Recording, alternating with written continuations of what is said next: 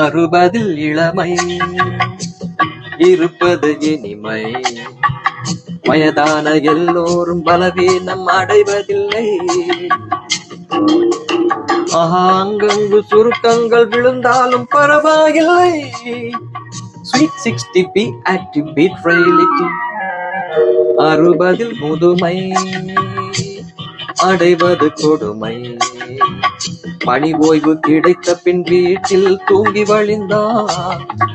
மனம் சோர்ந்து உடல் சோர்ந்து வாழ்க்கை பெருத்திடுமே. Your health is your choice and choose carefully. 60 இளமை.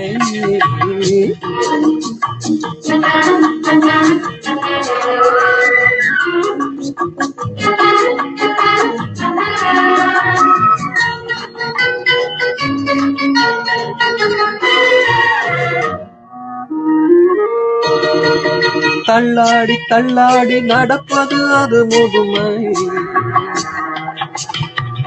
சட்டென்று எழுவதும் அமர்வதும் அது இளமை.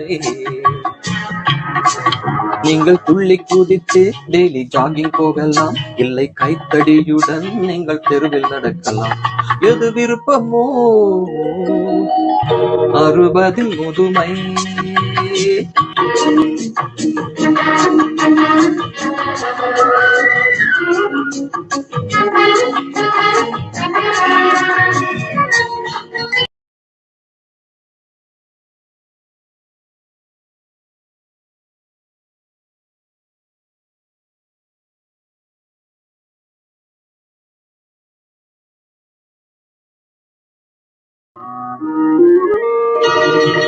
கண்ணு சோதனை செய்யணுமே, அதில் குறை இருக்கு அதை நீக்க கண் பார்வை ஜொலித்திடுமே. டிவி வால்யூம் கூடினால் காதில் கோளாறின் ரத்தம், மெஷின் மாட்டிக்கொண்டால் கிட்டும் பேரானந்தம். பேரானந்தம் 60 இளமை.